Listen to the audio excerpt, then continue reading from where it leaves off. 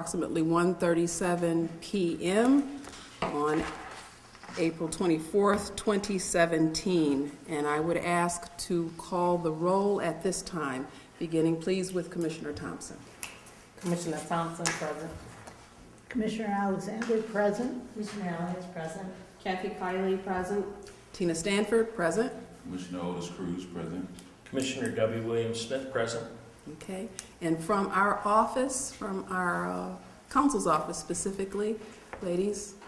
Karen Hathaway, Jessica Zahn, Sean Basheen, And our office. Alyssa Freeman-Ruffin. Department of Corrections staff in the room. Public Information Officer Bailey. Public Information Officer Heath, And Mr. Wyatt is our videographer today. We do have members of the general public, and we also have presenters in our midst who will be giving us a presentation later on in our agenda. We do not yet have a quorum. We may have a quorum before our allotted time has elapsed, and so we'll not be doing the minutes at this time. Instead, we're going to move quickly through old and new business. There is no old business on the table presently. In terms of new business, I would just have a brief report from our counsel in terms of the status of our cases in appeal. Okay. Just wanted to let everyone know that I know for quite some time the administrative appeals have been backlogged. However, since November of 2015, we've actually been answering the administrative appeals within 4-month time allotment. In fact, most times we are answering appeals within 3 weeks of the perfection of the appeal. So I just wanted to let everybody know that with respect to the administrative appeals. Thank you. And in the interim, we've been joined by our commissioner who will give us a quorum today. And state your name for the record and your attendance. Commissioner Julie Smith, present. Thank you very much. Now with that, we have a quorum. And so I turn your attention to the minutes of the March 27th, 2017 meeting. If you've had an opportunity to review them, and you were present at the meeting and can make such a motion, I would be looking for a motion to receive these minutes with corrections or as they stand. Is there such a motion? I would move that we approve these minutes as written. Is there a second? I'll second. Okay. Second by Commissioner Smith. Any that need to abstain due to absence? I believe there's just one, Commissioner Thompson. All in favor, please indicate by saying aye. Aye. Aye. Are there any nays? And of course, there's the one abstention for Commissioner Thompson. And that motion is carried. These minutes are accepted without correction. Okay, at this point, we've been honored to have guests who want to make a presentation to us, who are affiliated and or work for Release Aging People in Prison, also known as RAP, R-A-P-P. They are affiliated with the Correctional Association of New York, and Mr. Fareed is at the head of this body, and he leads the group. And I would ask that he and Ms. Kohler-Hausman please join me at the front as our first two presenters. And then when they finish their presentation, we will have 3 others join us in turn in the order that they've given us to make their presentations.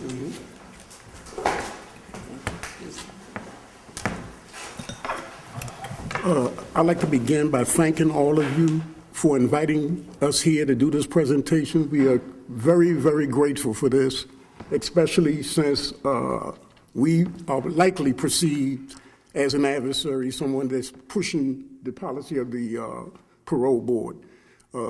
we are really grateful for this. We think you are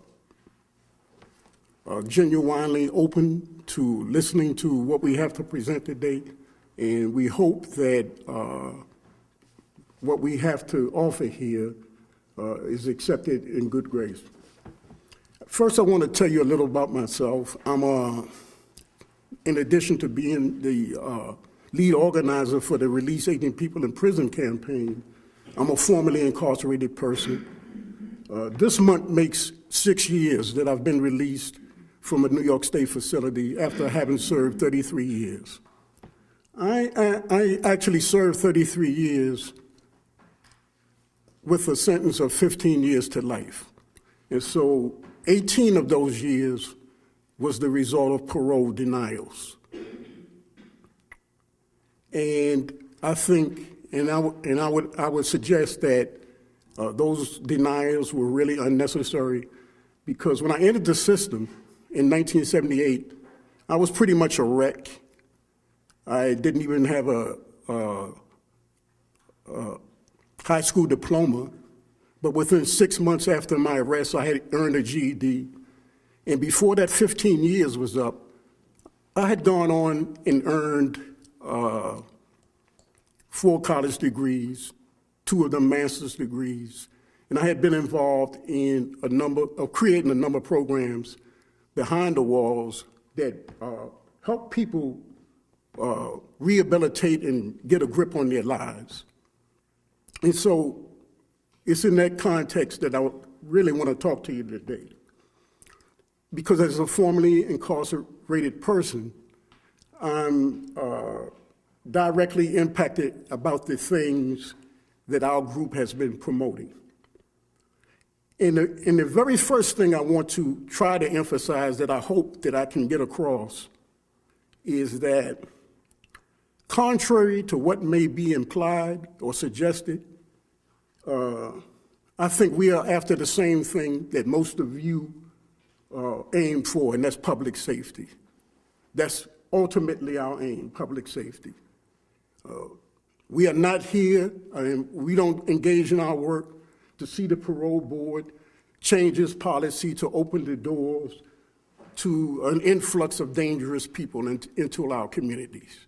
That's not our intention, and I'm hoping we can dispel that from the beginning. That we are on the same page as the parole board insofar as it's concerned about public safety. I think the major difference is that when it comes to parole decision-making, from what we have seen, our perspective, the board has the tendency to caution on the side of denying release due to external factors, while our campaign seeks to have a system in place where the men and women who are being considered for parole don't suffer the same thing that I suffered. 18 years of denials. Unnecessarily, that is. What we want is the establishment of an evidence-based process. We would like to see the parole board adopt an evidence-based process when it engages in deciding who shall be released from prison. We think that, from our perspective again, what we have witnessed in the past needs to be ceased. And what I'm talking about is what we believe is the belief by some commissioners that they should continue to make parole decisions on the basis of gut reaction to a person. We're saying that gut reaction is not enough. It's not built on solid rock. And it may feel good to the practitioner for a moment, but I don't think any of us should be willing to allow release decisions on gut reaction be something that continue into the 21st century. And the basis for that is that we all of us have prejudices that can surface, often unaware. That's the way we are nurtured throughout our lives, to have, leanings toward this or rejections of that. As a matter of fact, the New York Times recently very recently published an article based on their research that argued that the parole release decision in New York State is racially biased, substantially racially biased. What they found was that there's a class of blacks least likely to be released compared to a similar class of whites. And some of that may be due to biases that we are not even aware of in the course of how we go about our business. So when we say that we want an evidence-based process established, then the question for us becomes, what's in your hands? What do you have to do that? Well, now you definitely have the compass instrument. And while we as advocates even know that there's problems, there's internal problems with the compass instrument, we argue that it's much better than using gut instinct to decide a person's release. The compass instrument is something that has been established as a scientific-based instrument. And so you should use that. That's something that's in your hands. What else do you have in your hands? Well, you have conventional wisdom. You have the knowledge of things such as educational achievement, programming while behind the walls, connection to family while a person is confined, et cetera, et cetera. And you have the things that our campaign focus on, such as age and long-termers who have been convicted of serious offenses, violent offenses. And yes, I do include that because the evidence establishes that people who have served long terms convicted of violent offenses are the least likely to reoffend upon release. Now, that's pretty much counterintuitive, but it's well established by the evidence. And we have brought some of that evidence with us today. We included it in some of the stuff that was distributed to you, and we hope that you take the time to read through some of that. I want to say that I went to 10 parole boards before I was released. I was released at the 10th. And apparently, the commissioner's gut reactions to me at those earlier 9 boards wasn't really favorable. Or perhaps they just didn't take the time to take a good look at me.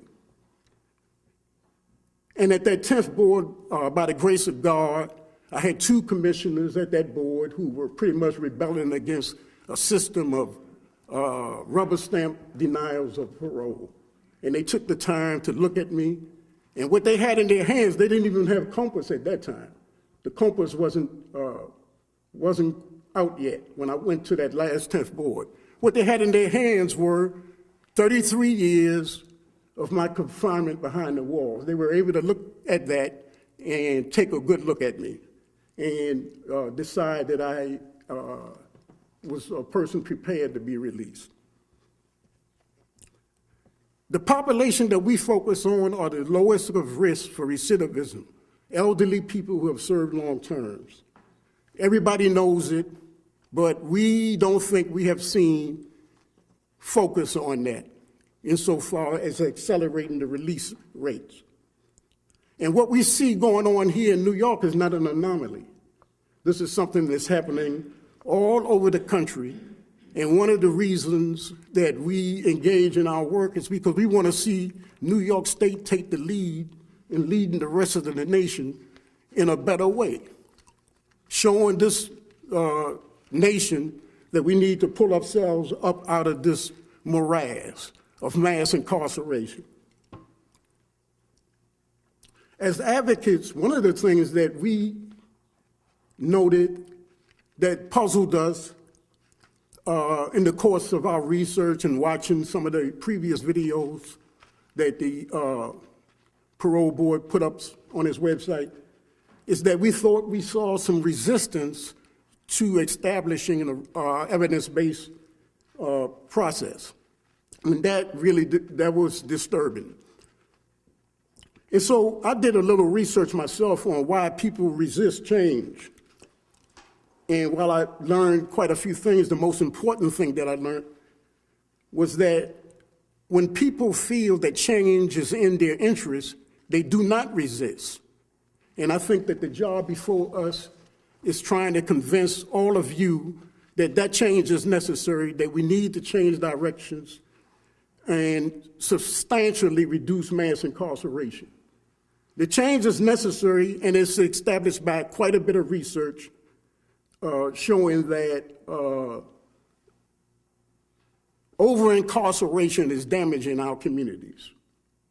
And then there's other research showing that it's not possible to reduce mass incarceration substantially by excluding people convicted of violent offenses, that it just can't be done by excluding these people.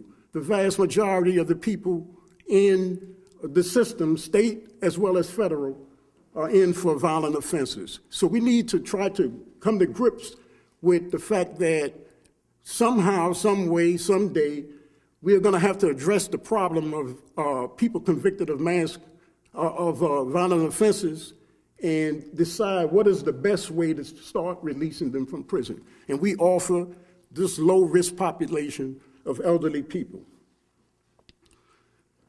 As advocates, what we think we have in our hands is the ability to push the board to see some of these issues that we think are important. And what we intend to do going forward is to advocate for key performance indicators. We want key performance indicators for the parole board in general and for individual commissioners. That's something that we intend to advocate for. Key performance indicators can tell us how often commissioners use the things that they have in their hands and how often they deviate. We want to know, all other things being equal, how often people with low-risk scores are still being denied release. And we think that anyone who really cares about a fair system would also support implementing such a process.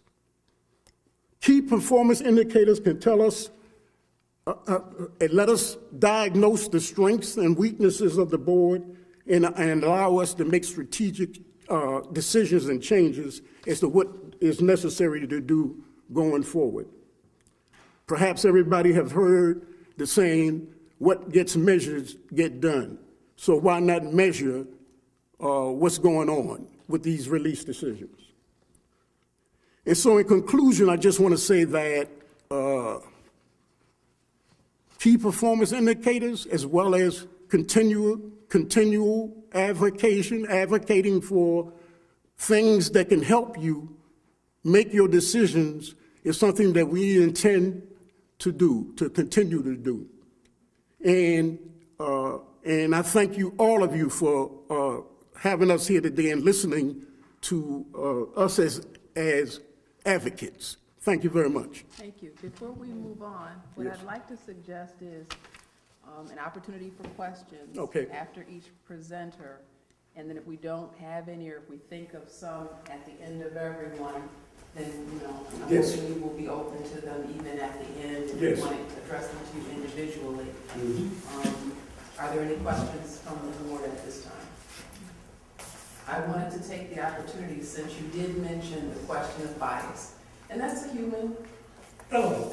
Yes. There's no doubt that is something that we all have the capacity to have. And I wanted to let you and your colleagues and our observers know that, in fact, we will be participating in a round of implicit bias training beginning this week.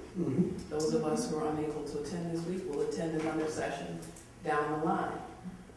This is a commissioner of the Department of Corrections and Community Supervision and colleague with me as chairman of the board. This is an initiative that we believe in can do some good. Yes. And one of the things that we're all being asked to do before we do the training is take a little implicit bias test Yes. that's been developed by Yes. academics That's good. so that we know our own Yes. issues, whatever they may be, Mhm. before we go into the training. Yes. So that's going to start this week. Thank you. So just to let you know and everyone know, we're aware of the reality of the possibility for implicit bias, Mhm. and we're taking some steps in the right direction in that regard. Thank you. Thank you. Thank you. Thank you for having us. My name is Dr. Isa Kohler-Hausman. I'm a professor of law and sociology at Yale University. So how many people in the room have children? Or maybe were children before you were parole board members, right? So I want to ask you to think about a few things about children. So I want you to think about why you care so much about the schools that your children will go to, or about the environment that your children will grow up in. Why you will so fiercely protect your children from witnessing violence or from seeing violence, right?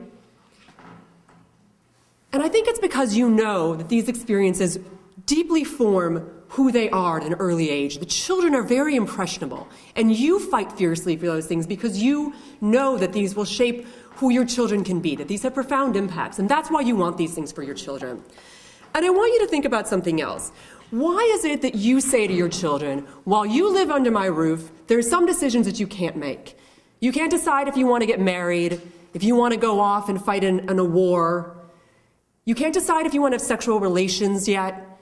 You can't decide if you want to get a tattoo, probably. Maybe you let your children get tattoos before 18, but I doubt it. And it's because these are serious decisions, and you probably say to your children, you may think you're grown, and you may look grown in that Facebook profile that you've made for yourself, but you're not. You don't know yet. You're not fully formed. You can't make these life-altering decisions yet. So this is probably why you say that to your children. Now, the law has long recognized that children are different from adults, right? We treat them differently. We don't let children consent to marriage or consent to sex or to buy alcohol or to vote. We don't let children make decisions about who will rule them or where they're going to live, right? We treat them differently. And what about what we're all here for? Which is when children make very bad decisions. When children hurt someone. When children cause profound, violent harm in the world, harm that can't be taken back. What about that? Well, about 4 decades ago, the Supreme Court started grappling with this question, right? And with respect to the death penalty, the Supreme Court said, it reached into these intuitions and said, look, there's a reason that the law has long treated children differently. It's because we don't think children are fully formed. We don't think that they are fully developed yet. And so therefore, they are not culpable in the same way that adults are culpable. They haven't had the time to learn to become the full moral human beings that they can be. And that's why you try to keep your children safe, that you try to understand when your children make mistakes. Because implicitly, you actually recognize this in your daily practices. And the court said that because we can see that children are they lack power over their situation that they grew up in. They didn't choose the families they were born into or the neighborhoods that they were born into. They lack the power to extricate themselves often from traumatic and abusive situations. Because they want love and acceptance, they seek peer approval. They seek their parents' approval and often do very, very foolish things, very harmful things. But the court has recognized that they're not culpable in the same way, that they lack the experience, the perspective, and the judgment expected of adults because they haven't lived as long. And the court has recognized something else. They recognize that children can change. When you look at your children, you think there's so much potential, that they can be so many different things, and that they don't know yet. And that's why you say you can't choose to get married at 16 or have a dragon on your neck, because you don't know yet who you're going to be. And I want there to be so many more opportunities for you. And so the court recognized that there's actually the principles of punishment apply differently to children, because they're not responsible in the same way, and because they're capable of change and rehabilitation and becoming different people over time, even when they make horrible decisions, even when they do very bad acts. We want to hold out as a society what God holds out for us, which is the capacity for redemption, for change, for becoming a different person over time. And in recent cases, the Supreme Court extended this beyond the death penalty. The court has been moved by science that has actually proven what's very intuitive, which is that it turns out that neurologically, that the neuroscience shows that a 20-year-old's brain looks a lot more like a 10-year-old's brain than it looks like a 30-year-old's brain. It turns out that the capacity for forward-looking judgment and decision-making and really comprehending how your actions affect other people doesn't fully get formed until your mid-20s. And it turns out that there's a huge science in juvenile psychology that shows how peer influences work in a way, and that we grow out of that. And that there's a capacity for children to grow out of that and to become different people. There's a huge capacity for change. It turns out that the science is very compelling there. And the Supreme Court recognized this line of science to move beyond the death penalty, not just say it's unconstitutional to put 15-year-old offenders to death, not just unconstitutional to put 17-year-old offenders to death, but that actually life sentences are disproportionate, that huge term of years sentences are disproportionate. For those intuitions that I think are actually probably deep in all of us if you think about your own children, or if you reflect on who you were when you were 19, when you were 20, when you were 25. And it's the capacity for rehabilitation and change that the Supreme Court has now codified in a line of cases that said that this is what the Eighth Amendment, prohibition on cruel and unusual punishment, is all about. It's about proportionality. It's about the fact that children have such an enhanced capacity for reform and rehabilitation. And so what does that have to do with the decision-making for the Board of Parole? Well, I would ask you, when it comes time to make those decisions, when you're looking at those files, to look at whether or not the person in front of you had the type of environment that you would fight so fearlessly, that you would sacrifice so much to give to your children. I ask you to look at the capacity for rehabilitation reform that someone can do even in the most unhospitable environment of an iron cage, with violence, with degradation, with sexual predation. And that's what it is to grow up in prison.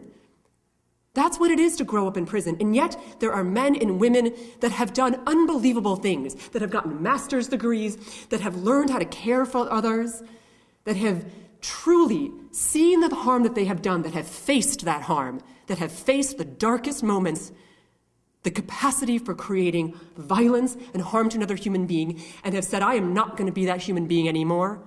I'm going to be a different man. I'm going to be a different woman.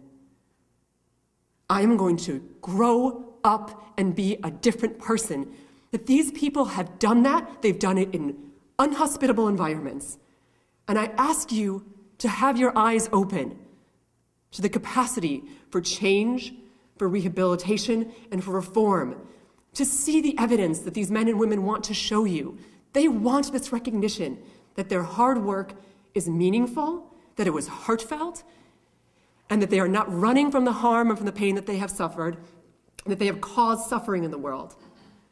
And I want you to think about your own children, and that you would want to believe that even if they were capable of great harm, they also would be capable of great change and great redemption. And to see that in the files and the papers and the human beings that come before you. Thank you. Thank you. Any questions for Dr. Kohlerhausen before we bring up the next two presenters? Thank you. Please. Our next two, please. This is not.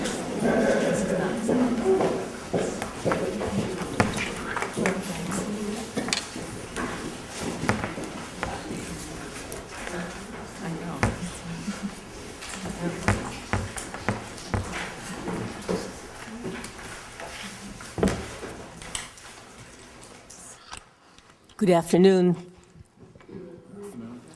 Thank you very much for having us. I feel like it's a real opportunity for us to be able to share with you our thinking and hopefully be able to hear from you as well. My name is Kathy Boudin. I served 22 years in the New York State prison system, and I've been home for 13 years.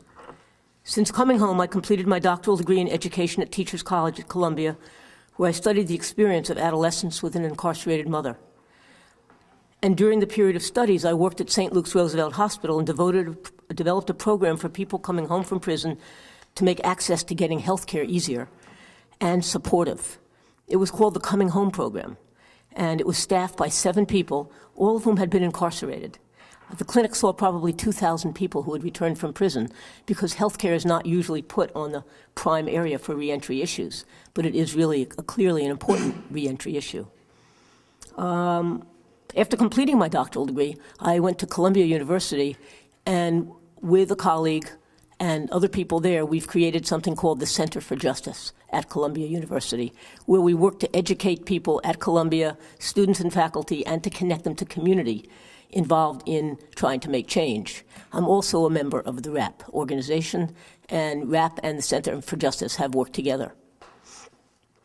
But I want to talk about really a separate thing than that. It's something that I've worked on since I came home, and it was part of what my prison experience led me to want to work on. It's called the Long-Termers Responsibility Program, Coming to Terms. It's a program that's done through the Osborne Association, and it's a program for people who have been in prison convicted for murder, as I was. We started the program with individuals. We now work with a group. The first thing that we do in this program is for people to have an opportunity to look at their lives. What is it that led them to commit a murder or to be involved in something in which somebody or some people were killed? What happened in their life? How did they grow up that led that to happen? And it gives them the opportunity to reflect on the conditions that they lived in, the choices that they made, the neighborhood, the experience at home, what were the social determinants, what were their own choices within that, and to try to connect the dots so that they can then talk about what led them to be there that day and to do what they did. The second piece that we work on is what happened that day. What did they actually do? What was the particular responsibility that they took on that day? The third thing is to talk about the suffering and the harm that was done. What was the suffering of the families who lost a loved one? What was the suffering of within the community? What happened to their own family? And what happened to their own community as a result of that act? We work on the issue of remorse. We work on writing a letter of apology, which probably will never reach the people because of the separation between people who have been victims or survivors. But writing an apology matters. And then we work on, well, what would they do to imagine changing society so that the choices that they made would be less likely to be made by somebody else? Now, why do we do this program? Or what happened that led me to be interested in it? Well, I went through a process in prison myself of having to come to terms with the acts that led me to prison, of wanting to understand and connect the dots in my own life, and of wanting to figure out, really understanding what was my role that day and what was the suffering that resulted. And I think that what's amazing is it may seem to you a very basic thing for people to do when they go to prison, but it's really not. Because what happens is, right from the start, when you go to a trial, the job of your lawyer is to minimize what you've done in order to get a plea. That's the job of a lawyer. It's not about reaching the truth. It's about how do we minimize what your role was so that you can get the best plea that you can get or the best jury decision that you can get and then the best sentence you can get. So people arrive in prison with a minimization narrative, which they carry with them for all the years that they're in prison. Because it's nicer to feel that you didn't really do a lot of damage to somebody else, and it's easier to live with yourself in that way. So being able to break that narrative is a really important thing to do, but there's no place in the prison where that happens. It's not part of the prison experience. And so the other thing is, well, why did somebody go to that and do that? I think that people arrive with a deep sense of struggling for their identity, struggling for their role, struggling for respect, which they may have been struggling for their whole life. And so the way that we do this program is not to say, you've done this terrible thing, but What are your strengths as a person? What happened that led you into this? What were the factors? So that people feel respected. And by the time we end up talking about the crime, there's always a way in which they feel respected by the group, by their peers that they're in, that they're a whole person that had these challenges in life, that made these choices, that had these choices imposed on them, integrating all of that. Now, the reason that I'm talking about that program is partly to say the atmosphere in the prison is one in which people feel, correctly so, that they're being punished. And the question is, what happens when a person has gone through that process, has reached a certain point of understanding, of remorse, of apology, has gone through getting a college degree or getting a high school degree or a vocational program, and they go to the parole board and they're told, you have excellent programming. You know, you've clearly matured. I mean, you've been in prison for 30 years. Clearly, you're different than when you were 18. But because of the nature of the crime, we have to deny you parole for 2 years. Now, people don't do all that change in order to make parole. They do that change because there is a process inside people where people want to change. People know that ending up in prison, it's a road that they want to take a different path now. It's the end of a road, and they want to turn that direction around. So that's why the growth happens. It doesn't happen to make parole. It's about a life force that are in all of us. To get turned down and be told because of the nature of the crime, it freezes people inside of that crime in something that they can never change. And I know that you all have heard this before, but I'm saying it again because it's probably my deepest belief, is how do we create a system of decision-making within the parole system, within the legalities of the law, that are looking ahead at what change is, as opposed to holding somebody in the crime that they committed that they can never change.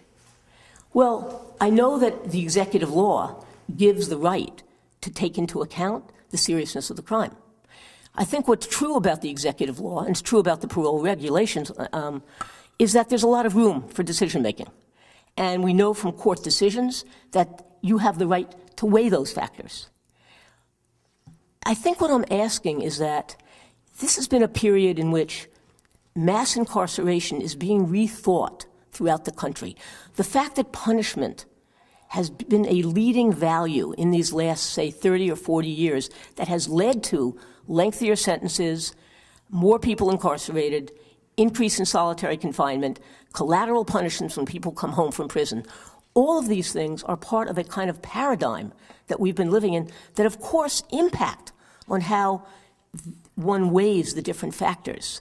But it always struck me, well, that, you know, the purpose of the state, as my knowledge of history is, was to take away from the kind of wildness of people saying, wait a minute, you killed my sister, I'm going to kill you. Sort of an eye for an eye, a tooth for a tooth.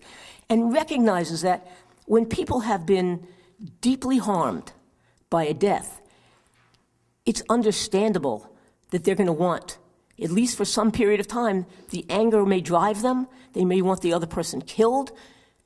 They may want the other person tortured. But how does that get regulated? And so part of the regulation is the role of the parole board, is to be able to regulate that. And we have, as we know, lengthy sentences. I think to understand that a 15, 20, 25, or 30-year sentence is a long sentence out of somebody's life. So how can decisions be made that take into account the seriousness, the length of time of that sentence, but also understand that decisions recognize the worth of people and the importance of change? I think that punishment can be used for the purpose of changing behavior, but after a certain number of years, and the behavior has clearly changed, then what do we think the punishment is for? And is the punishment for mainly revenge? And that troubles me, because when I try to think about, we don't want to have a system that's based on revenge. That was, I think, the whole point of having the state, was to get rid of revenge as a driving force. And yet, if somebody has gone through a long-termist program and gone through and gotten their vocational training, been 30 years in prison and don't have a disciplinary charge, or they have some when they first came in, because people do, then what is the purpose of continuing the punishment? And I guess what I'm thinking is that as parole board members, you have in your hands the possibility, I think as Fareed said, this is a time when our country is trying to think about what is a just criminal justice system. And you have in your hands the possibility of playing a major role in thinking about that as something that's not based just on punishment, but that's actually based on people changing, on transformation, and talking about that as a principal way, a principal value within our criminal justice system. So I look forward to any questions about either the program or anything else that I've said, and also in hoping in some way that we can have some dialogue about this. And I just thank you so much again for having us speak. Any questions? I have one. Are you familiar with Common Justice, presently operating Very in much so. Brooklyn? And I think I've heard Very much so. from its executive director, I think they're moving into the Bronx. Yes, and we definitely work with them, and we just had a conference at Columbia and they spoke in 3 different sessions, and it's a restorative justice program. And I would say that the long-termers program is also a restorative justice program. The reason I ask if you're familiar with them is because I think I feel like I see an opportunity here for the kind of restorative program that operates within Common Justice, which is pre-conviction, to maybe have some utility post-conviction, particularly in the context of someone who may be coming before a parole panel. I don't know presently how many true experts we have in New York State who know how to sensitively bring together both what Common Justice calls the harmed party and the person who's caused the harm, so that it's not a beat-up session, so that it's not, it doesn't do more harm to either party, but maybe helps both parties to heal, to help to increase the likelihood that the person who caused the harm would not do any further harm, and to increase the likelihood of some healing and some restoration for the person who has been harmed. A lot of times people just want to say why. And maybe they want to hear an apology face to face. And as you said, after trial, you still may be able to appeal. So you're not likely, if that's been the tact that your attorney has taken, to give an apology on the date of sentence. So these living survivors of crime and their family didn't hear what they thought they should hear. And they may never, because to your point, though many people do the letters that go to the apology bank, there's no policy that the people who they're intended for will ever see them unless they ask for them. So I think there's some work that can be done in that area to create an opportunity for healing for everybody concerned. And I hope that we can dialogue more about that in the future. Thank you. Other experts that do that work. I think that's really important. And I think sometimes in the beginning, it's hard to imagine people coming together when a loss of life has occurred. But as time goes by, for people that have been survivors of deaths, of crimes, serious crimes, to know something about the change that's occurred, to be able to ask the questions, to be able to express the anger, it's about a healing process as opposed to just a continuing punitive process. And I think that would be a wonderful direction to move in. Thank you. Mr. Manley.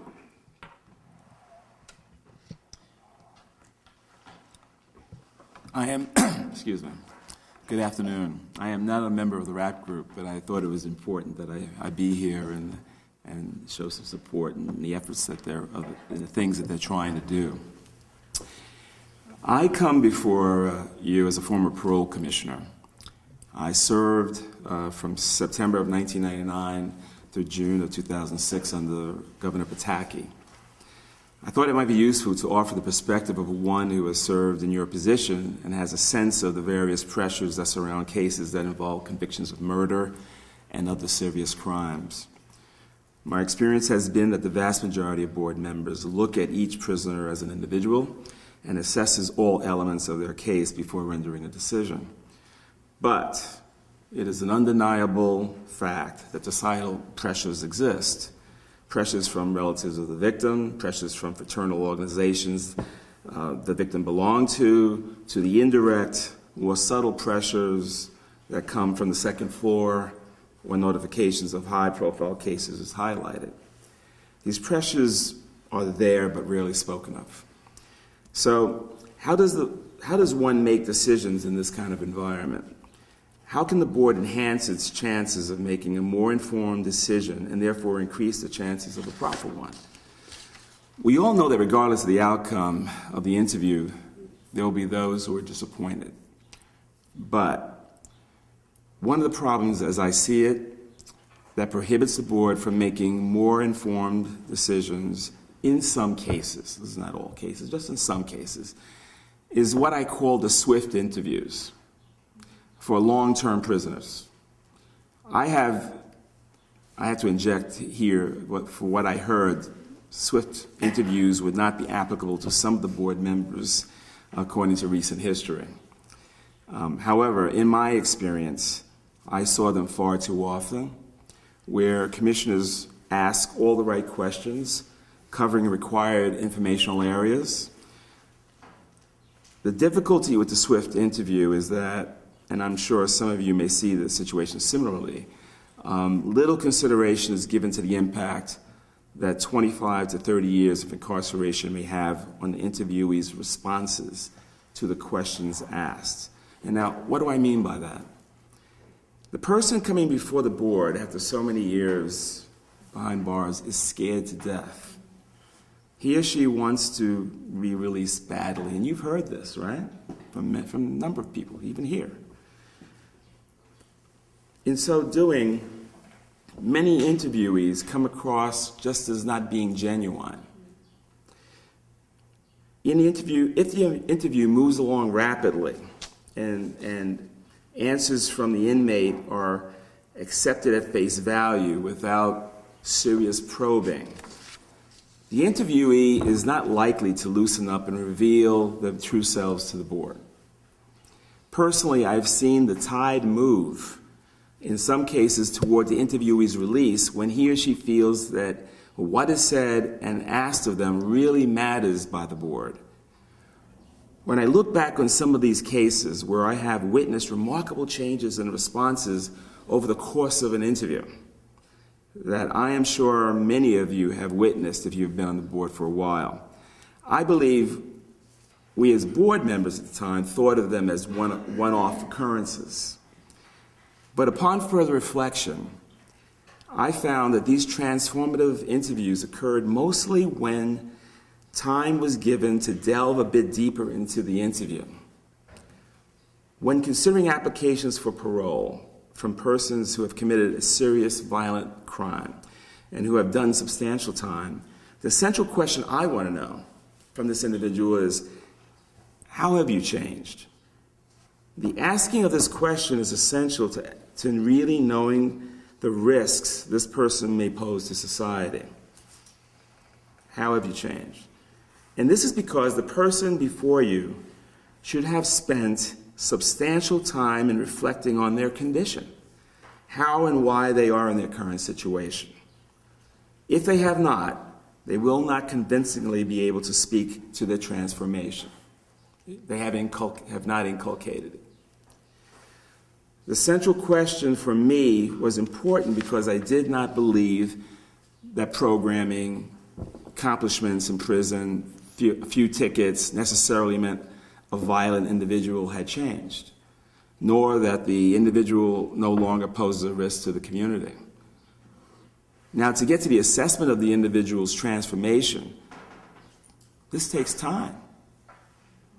Multiple questions have to be asked and care has to be taken that the interviewee understands all that is asked.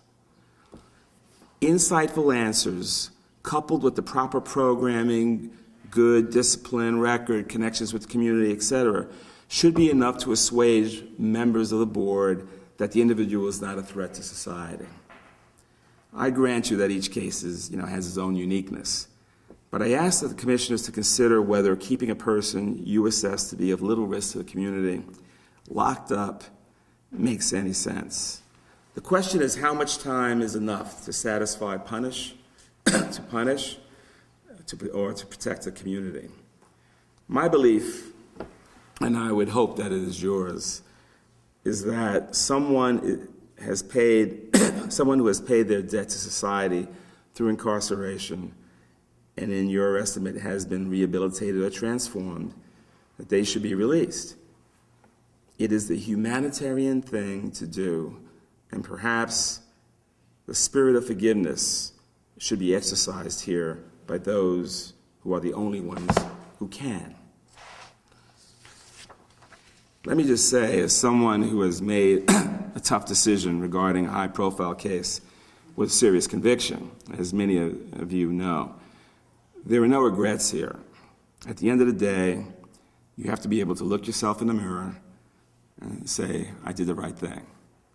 For me, there was some criticism. However, praise came from so many unexpected quarters, not necessarily because people agreed with the decision, but because people respected me for standing up for what I thought was right and giving this person another chance at life, despite the enormous pressures not to do so.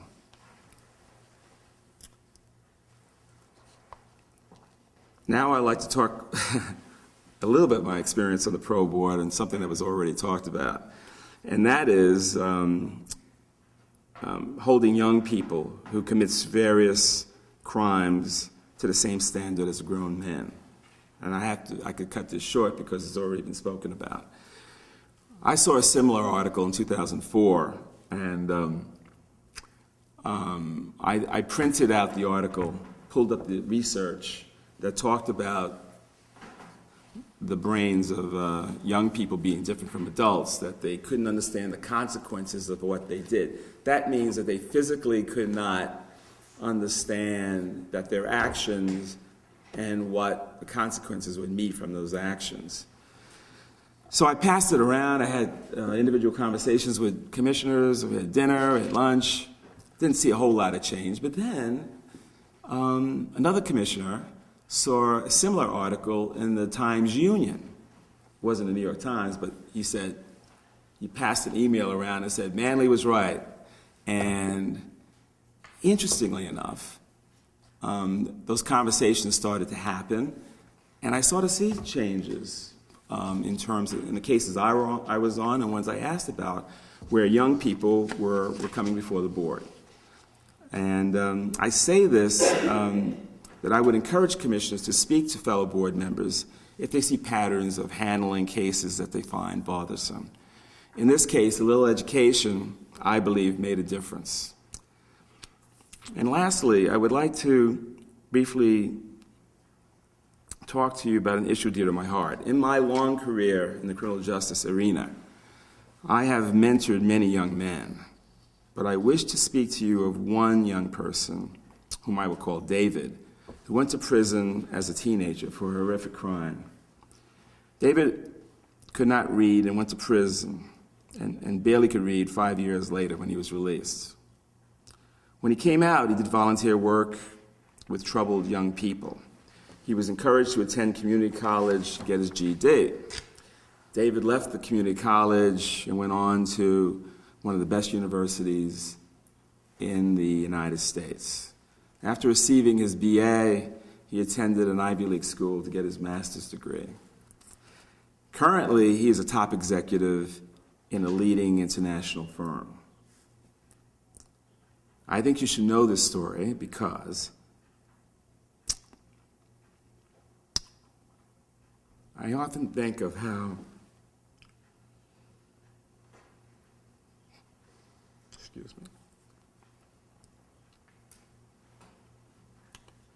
I often think of how many Davids there are out there who have the ability to contribute to society but remain incarcerated for something they can never take back.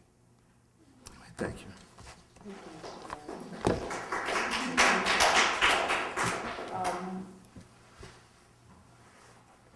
Any questions for either?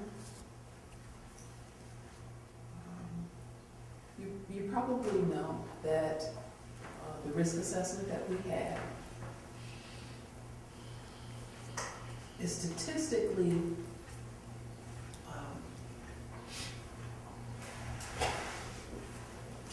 it's more likely that it will give a high risk level for a younger incarcerated person. And so, as I often say to my fellow board members, and when I'm trying to educate the public about our use of it as a tool only,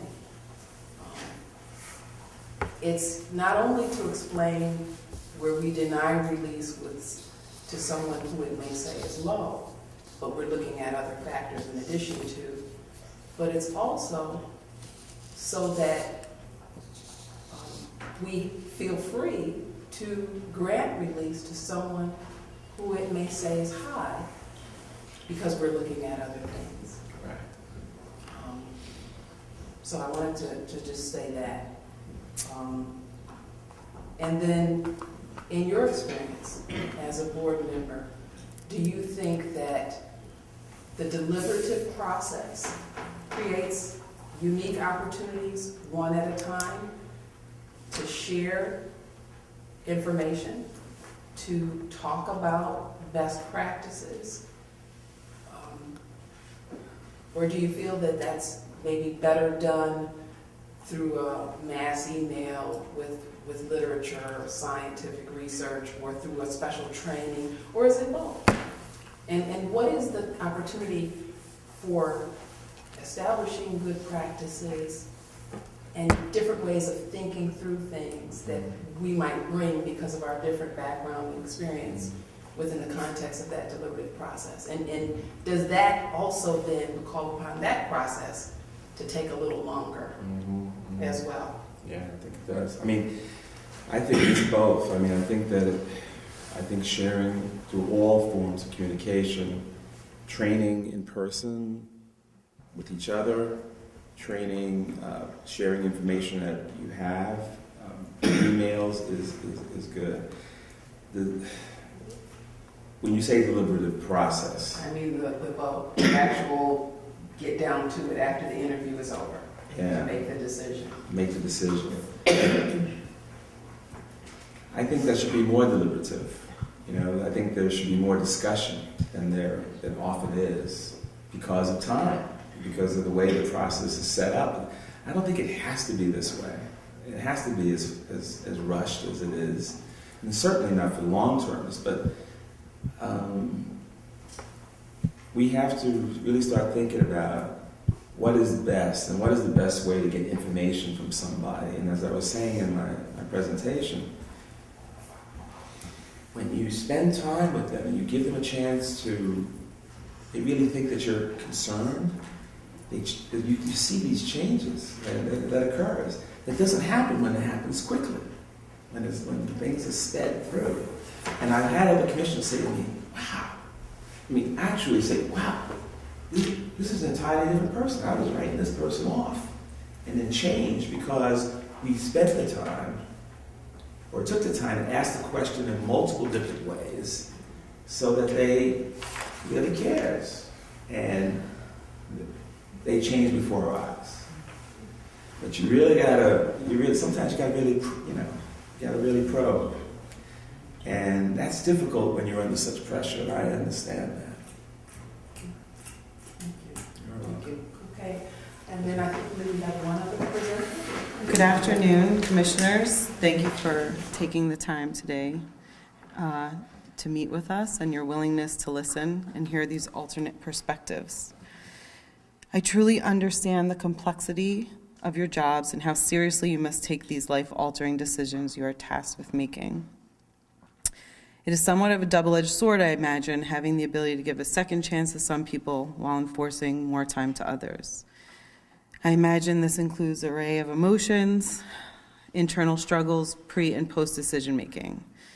I personally could never take on a job of this magnitude, and so I commend you for having the confidence to objectively assess a person's remorse and rehabilitation in order to keep the larger society safe.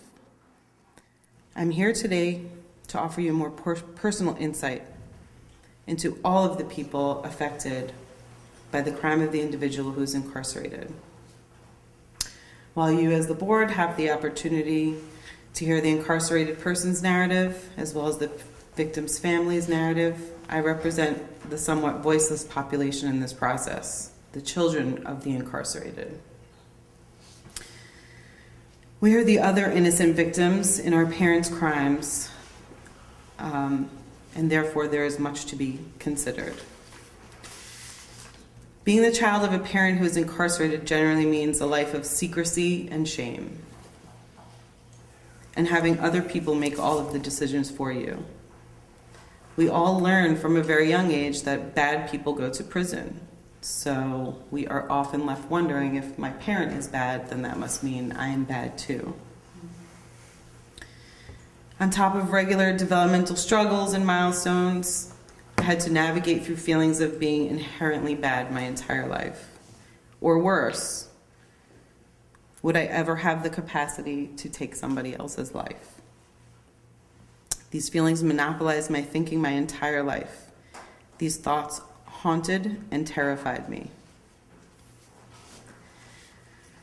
The consequences of these thoughts and feelings, plus other factors, led to a tumultuous relationship with my father, who was in prison since I was 2 or 3 years old. I resented him for creating me, a bad person, and for abandoning me, for missing out on every single thing in my life. I felt that there was no way I could be loved.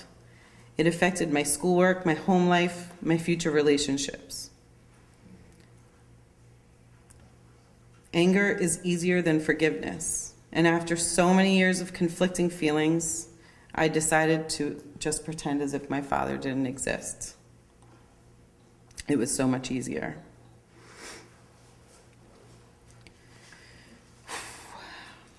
However, underneath all the anger, there's always a feeling and a desire to know my father and to spend time with him and to have a father-daughter relationship. As much as I pushed him away, he was really all I ever wanted. So after years of back and forth, I decided a few years ago that I would give it one last try. I'm sorry, just bear with me. Unfortunately, my father was still in prison, but we were finally able to really get to know each other because I had truly forgiven him. We were able to form a unique father and daughter bond given our unusual circumstances. My father, who was also now a grandfather, could establish a relationship with his granddaughter. It was really exciting. It filled me with such happiness.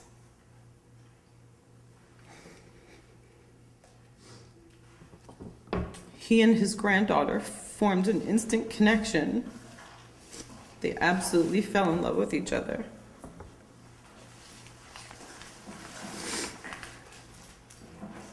At the time, my father was coming out for another parole hearing.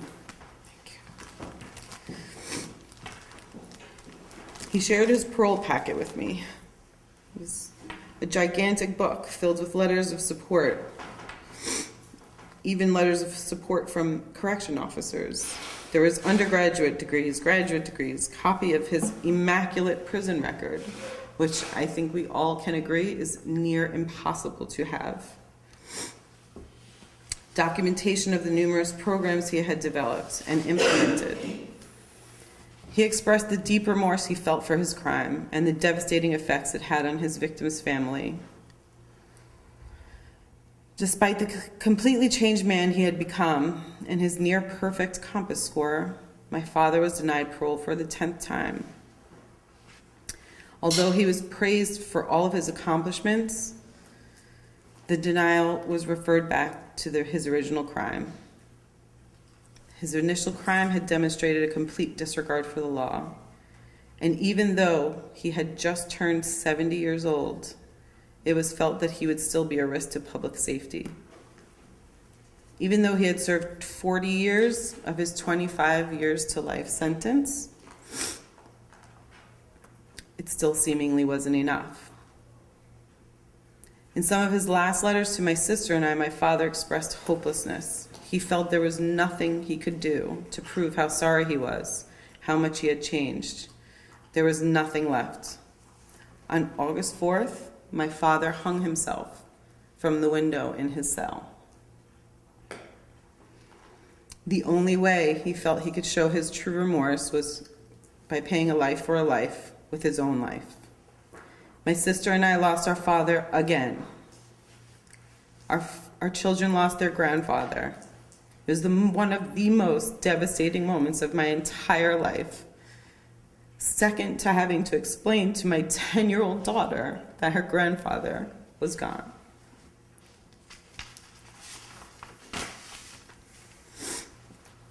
When someone does everything in their power, even with the odds stacked against them, to prove that they have changed, I firmly believe they should be given a second chance. Since my father's death, I've been immersed in a wonderful community. A community where a lot of the people have criminal history. However, these are some of the most intelligent, compassionate, dedicated, and hardworking people I have ever met. And you know why? Because they used parole as the incentive it is intended to be. They know what hell is like. To be treated like an animal every day, to miss out on being with their families and their loved ones. And they are grateful for every day they have to make a difference and not endure the suffering, unlike the rest of us who take it for granted. My father, like so many other people in his situation, are human beings.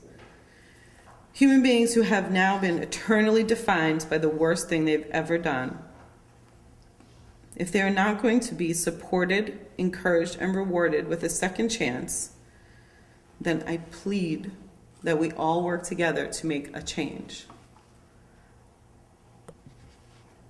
I plead with you to work together to make a change. I know you're not the entire system, but you're an important part of it. And us together, you guys can be pioneers in changing the thinking of constantly punishing people. I understand what the victim's family went through. I don't understand completely, but I can relate. It's horrible. I understand what it's like to have your father taken away from you. You think about it every single day. That can never change. We can never go back and bring anybody back. But we can start trying to create a society where we forgive and we become more tolerant, and we want to encourage people to be better people instead of constantly punishing them.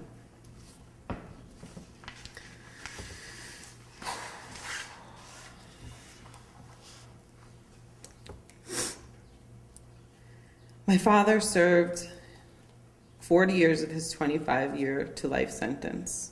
While no time served could bring back a life, time served can fulfill its intended purpose. After 40 years, the punishment seemingly starts to have a contradictory effect. How long can someone sit and pay for their crime without the feelings of remorse and regret completely destroying their will? These long punishments nourish anger and prevent forgiveness and transcendence for the victims. Anger and hatred are essentially being bred and nurtured and spreading to the rest of the larger society.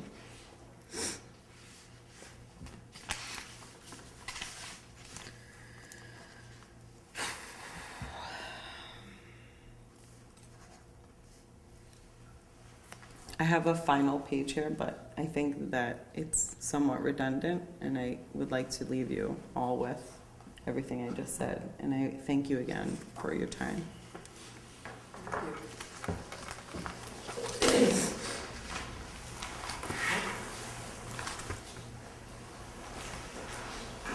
think Danielle said it really well. My name is Laura Whitehorn. I'm also formerly incarcerated, also for violent crimes. I was in the federal system. There's no parole there anymore, as you probably know.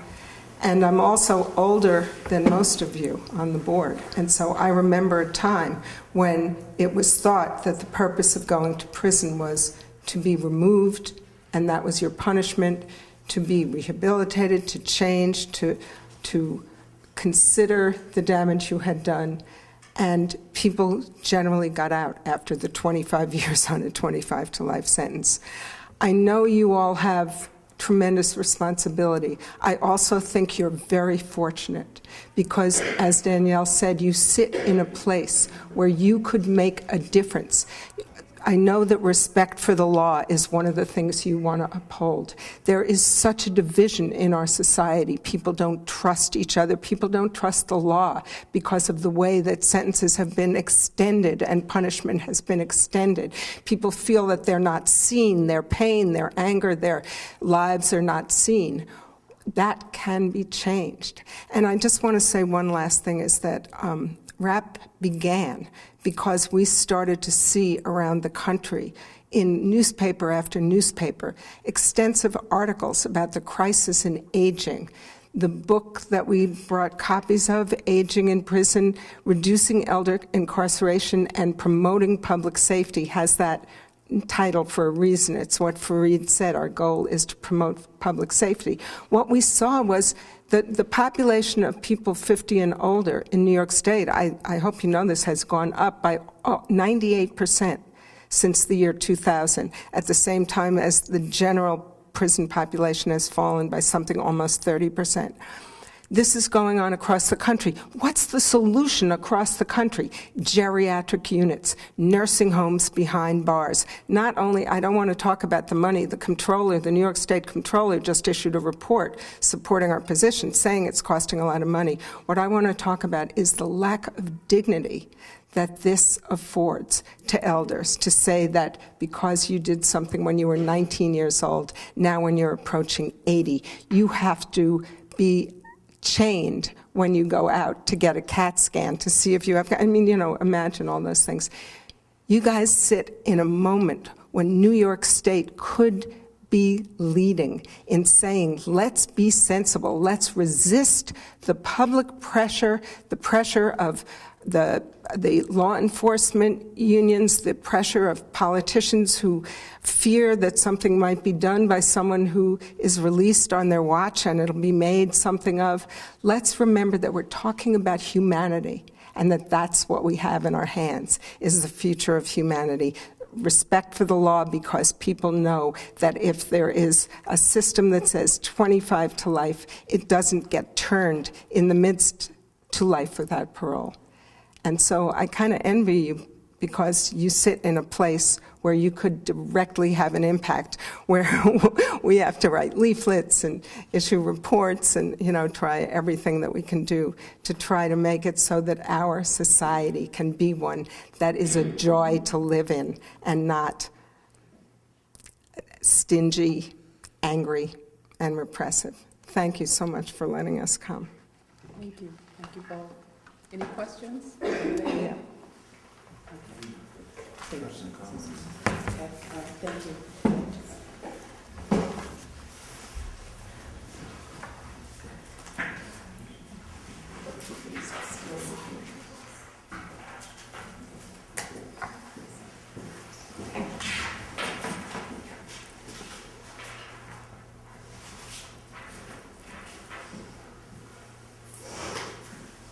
Commissioner Cruz? My name is Commissioner Otis Cruz. I want to thank you all for coming today. I'm not saying that on behalf of the board per se, I'm saying it on behalf of myself. Many of you I've met already. Commissioner, I haven't met you, but I've read about you. Ms. Bodine, I'm very good friends with Dave Siegel. Wait till I tell him that you were here. Fareed, we met in the formulation of 500 men, along with discussions that I talked to you with, Ms. Gaines. Today, I got an opportunity. We all got an opportunity, but I just don't want to speak on behalf of everyone. I guess they could speak for themselves, and we have the chair to speak on in regard to all of us. But it was good to hear the questions that you all presented. It was good to know that those are the questions we ask ourselves in deliberation. It was good to know that we're on the right page, because every decision is not an easy one, and everyone constitutes questions of remorse. How much time is enough? How have you changed? A consideration of the length of time that one has been incarcerated. How much has one been restored? Is it fair to keep a long timer in? All the things you said. Today almost was a training, like an exercise, to hear it all over again and see if we're in the middle. To listen to Ms. Danielle was like a victim impact statement from a different point of view, the children directly impacted by a situation. It just lets me know that, and one more thing about the youth. You talked about the older population, the youth. Well, raise the age has given us an edge on trying to address the point of development that young people are in, at the point that they create crimes, and they need to be treated differently, and cared for differently, and offered another opportunity because of their age. So on both ends of the spectrum, the older population and the younger population, age becomes an issue. Development, or the waning development, and whether punishment has been achieved. So I hear you calling for a way to measure how each commissioner does what we do. It's like a cake. We're making this cake. You want to know how much flour we put in it, or how much milk to add. This is a decision that comes from my heart when I'm thinking about somebody's life, when I'm thinking about the family, the victims, and the public. And I feel the same thing from my peers. That's the part of the story you don't get to hear. You get the headline, you get the hurt. I got that. But that's a hot room we sit in. Sometimes it might move quick. Sometimes it goes over an hour, sir. It's not cookie cutter.